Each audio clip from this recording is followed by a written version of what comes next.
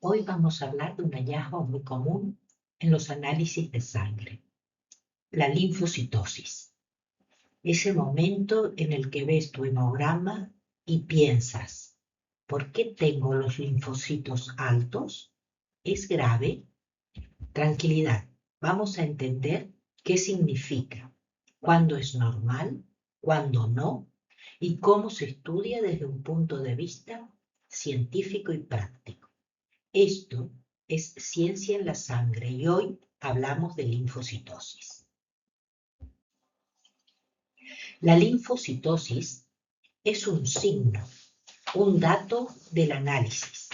Significa que tienes más linfocitos de lo habitual en la sangre. En los adultos solemos hablar de linfocitosis cuando superan los 5.000 linfocitos por microlitro. En niños, los valores normales de linfocitos son más altos, así que el umbral cambia según la edad. Pero lo importante es esto: los linfocitos suben porque el sistema inmune está haciendo algo. La pregunta es, ¿qué está haciendo? La historia clínica es la primera pista. ¿Estamos ante una infección pasajera o es algo más profundo? ¿Es algo agudo, crónico? ¿Hay fiebre, sudores, pérdida de peso? Los linfocitos son como detectives del sistema inmune. Reconocen amenazas, coordinan defensas y guardan memoria de infecciones pasadas. Cuando el cuerpo detecta un virus, una bacteria específica o incluso estrés fisiológico, produce más linfocitos o los libera desde los órganos linfoides. Por eso, la linfocitosis es como una huella digital de lo que está pasando dentro.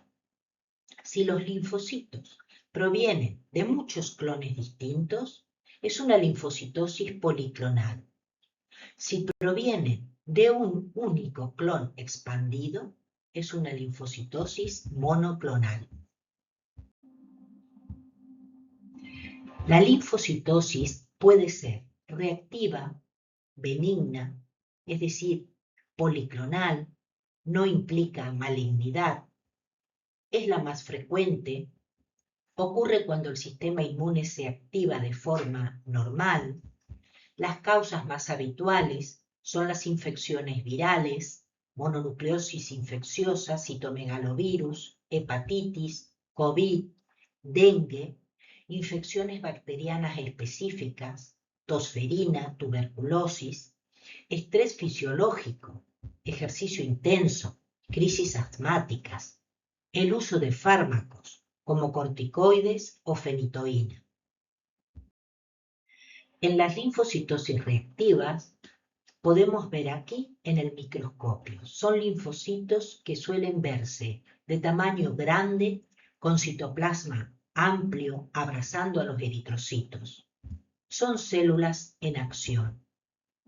La linfocitosis policlonal es una respuesta defensiva del sistema inmune.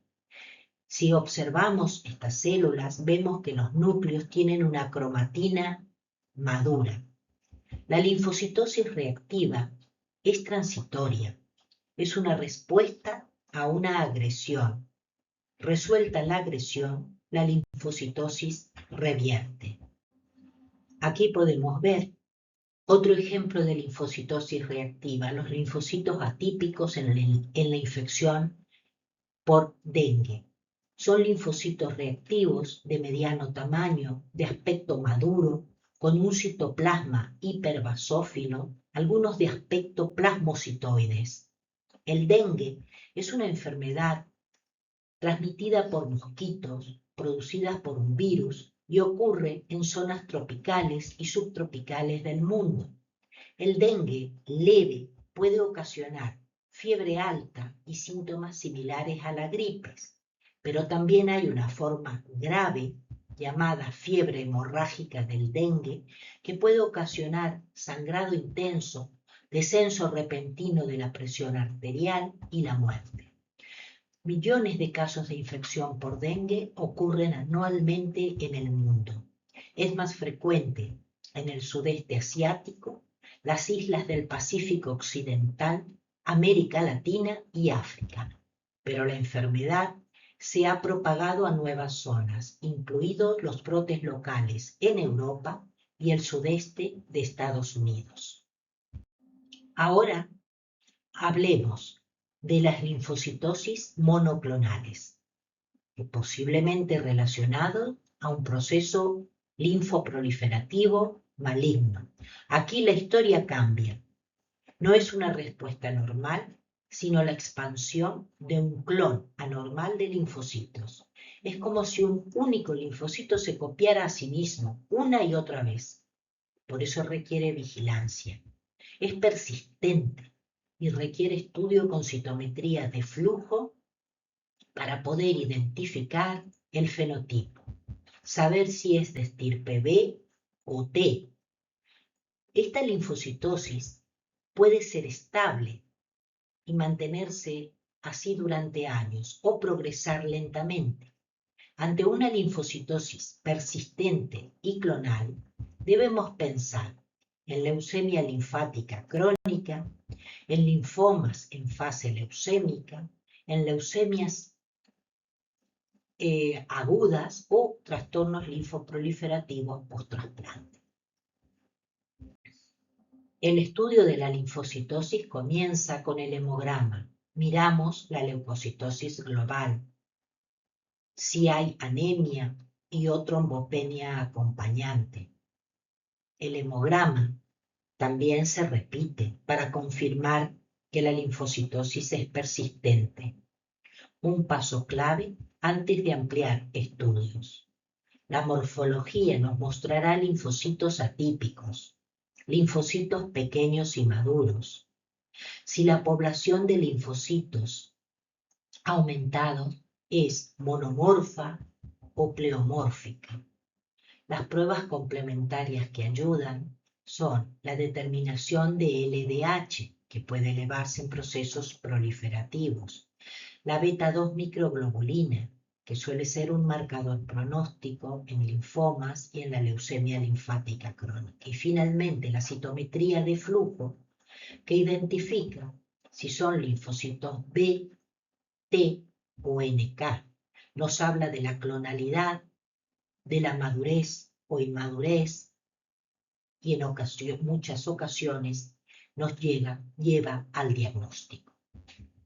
En la valoración inicial de la linfocitosis es importante conocer el tiempo de evolución de la linfocitosis.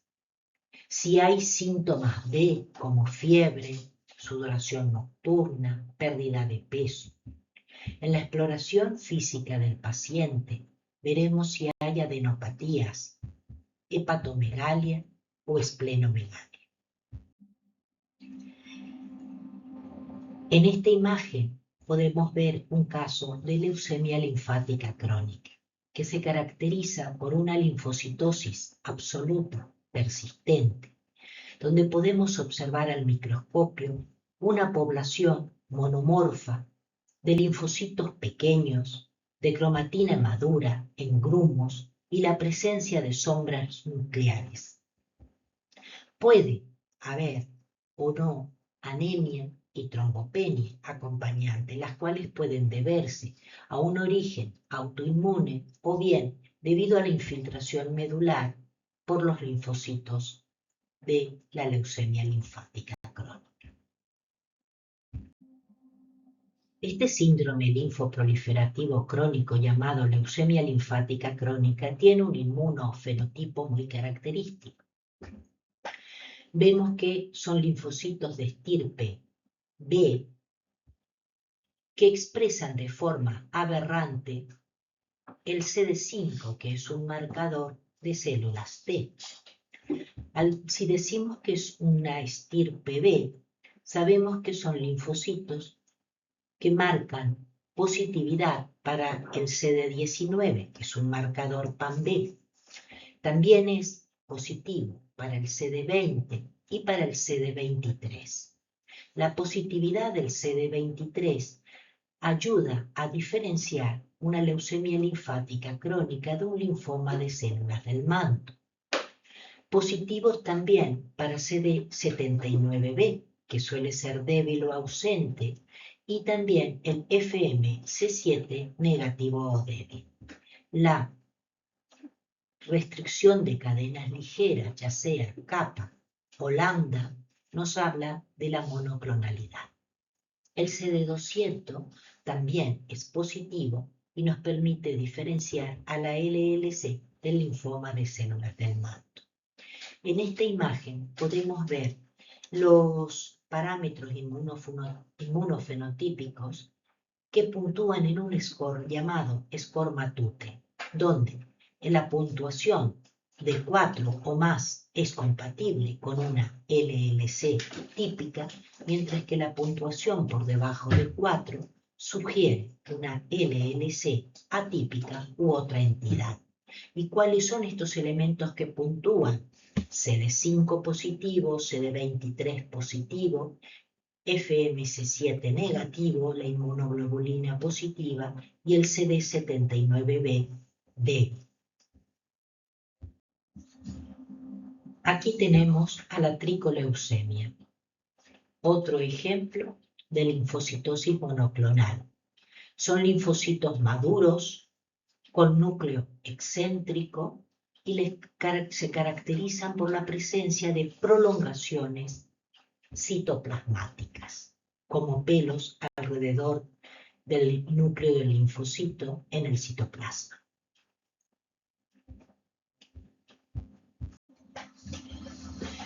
La tricoleucemia presenta dos formas, una forma clásica y una forma variante. Las dos tienen marcadores de linfocitos B positivos, expresan CD19, CD20 y CD22. También las dos son positivas para FMC7. En cambio, la expresión de CD11C es positiva intensa en la forma clásica y positiva menos intensa en la forma variante. La expresión del CD25 es positiva en la forma clásica y negativa en la variante, mientras que la expresión de CD103 es positiva en ambas formas. La expresión de CD123 es positiva solo en la forma clásica y negativa en la variante. La expresión de CD5 y CD23 es negativa en ambas formas. Luego tenemos la expresión de inmunoglobulina, alta intensidad en la forma clásica y también en la forma variante. Finalmente, el TRAP o la fosfatasa ácida resistente al tartrato es positiva en la forma clásica y variable en la variante y menos intensa. La mutación BRAF V600E está presente en la mayoría de las tricoleucemias clásicas y ausente en la forma variante. Para acabar, resumiremos el papel fundamental del laboratorio en el diagnóstico de las linfocitosis.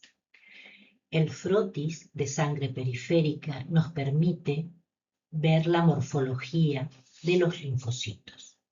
El citómetro de flujo nos aporta datos sobre la estirpe de los linfocitos aumentados, si son B, si son T o natural killer, NK, si son policlonales o monoclonales. Cuando estudiamos a la población B, el citómetro de flujo es muy importante para determinar si esa población B es monoclonal o no. Mientras que si nuestra linfocitosis se debe a una población T anómala, debemos complementar además el estudio de la citometría de flujo, hacer el reordenamiento del TCR, del receptor del linfocito T, que nos permitirá ver si hay un pico monoclonal o es una población T policlonal.